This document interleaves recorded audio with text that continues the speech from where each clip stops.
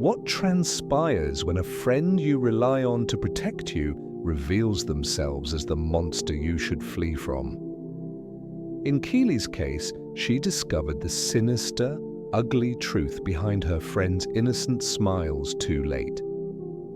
This is the tragic story of Keeley Bunker. We extend our heartfelt condolences to Keeley's family and friends who will cherish her memory forever. Before September 19, 2019, Keeley was vibrant and full of life.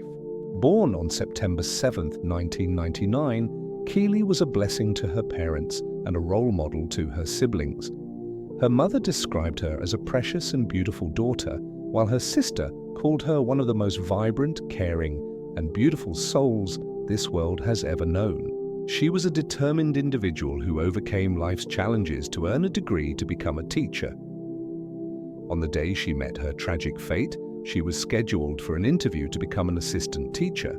But that promising life was cut short by her childhood friend, Wesley Street. Wesley and Keeley had known each other since infant school. Though not best friends, they were close, maintaining their friendship over the years.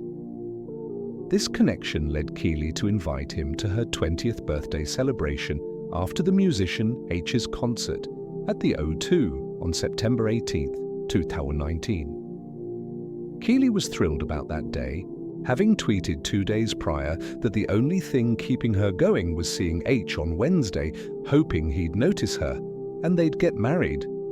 On the concert day, Keeley and her best friend, Monique Reagan, met Wesley at New Street Station in Birmingham. After the concert, the trio went to a nightclub, partying until 2:40 a.m. They then took a taxi back to Tamworth, where they stayed. Keeley's house was a short walk from where they got off, and Monique, concerned for her safety, asked her to stay over.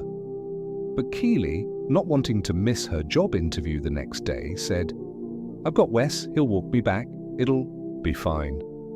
That was the last time Monique saw her. The next day, Keeley didn't make it to the interview, and her friends and family tried to reach her. By 5:30 p.m., her father filed a missing persons report after contacting friends. The police learned Wesley was the last person to see her and brought him in for questioning. The 20-year-old claimed he parted ways with Keeley at a telephone box near his home, leaving her to walk the rest of the way alone. As part of the investigation, police asked him to show them the exact location, which he did, even detailing the route they took to that spot. The officers, grateful for his cooperation, let him go. But at 9:00 p.m., Keeley's uncle, Jason Brown, part of the search party, found her body submerged in a pond in Wigginton Park, Tamworth. Her clothes were removed, and marks on her neck indicated she had been strangled to death, a horrific discovery. Wesley immediately became the prime suspect. The police arrested him, and the interrogation began. "Yeah, it's not, obviously." "It's not.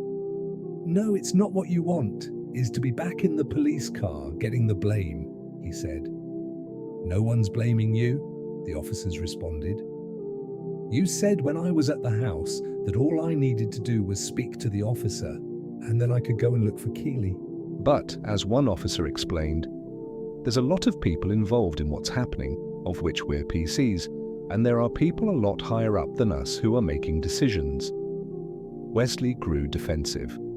"Now when you say you're going to take my phone, now I feel like you're blaming me." The officers reassured him, "We haven't once blamed you for anything. We've been told by our bosses that we need to take you to the scene, drive the route."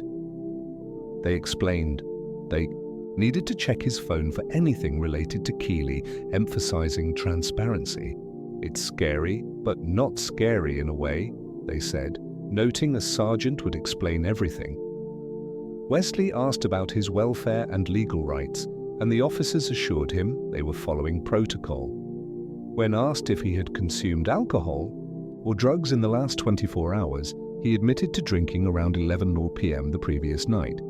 "You're not dependent on alcohol or drugs, you're not allergic to anything, and you haven't got any dietary or religious needs, right?" the officer asked. Wesley confirmed, though he said he felt a bit sad. He signed a form to confirm his answers. However, his story unraveled. His phone's GPS showed he visited the murder location 7 times that day. CCTV footage captured him and Keeley near Tamworth Rugby Club later than he claimed to have left her. His bank card and jacket were found in the park, and a post-mortem revealed his DNA on Keeley's body. With this evidence, he was charged with her sexual assault and murder. Initially, during the trial, Wesley maintained his innocence, claiming he was so drunk he misremembered the night's events, insisting Keeley seemed happy. Later, he claimed he accidentally killed her during consensual sex in the park, alleging she had flirted with him as they walked home. Yet, he had previously described their relationship as purely platonic childhood friendship, exposing his inconsistent statements. He admitted his GPS showed multiple visits to the murder site, claiming he dumped her body in the pond after accidentally killing her during a moment of passion and returned to cover it with branches. When asked why he didn't tell the truth earlier, he said, "I didn't know how to act and explain to other people how she died because I felt embarrassed in myself and very scared to explain to the police.